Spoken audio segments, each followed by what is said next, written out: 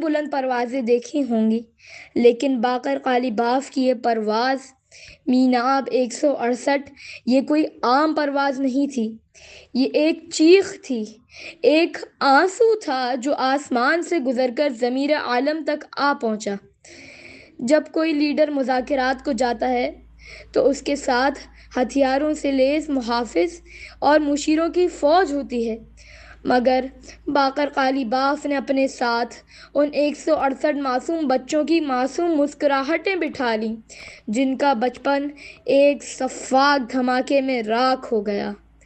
جہاز کی ہر نشست پر اس بچے کی تصویر تھی جس کی آنکھوں میں خواب تھے، ہونٹوں پر ہنسی تھی اور جس کا پورا جہاں ایک لمحے میں مٹ گیا۔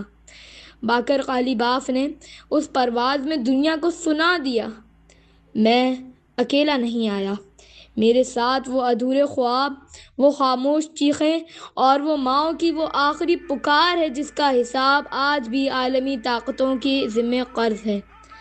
ان کا وہ ٹویٹ میری فلائٹ کے ساتھی بس ایک جملہ نہیں تھا، بلکہ اس سنگ دل دنیا کے سینے پر ایک آنکھ کا داغ ہے جو انسانی جانوں کو صرف نمبر سمجھتی ہے۔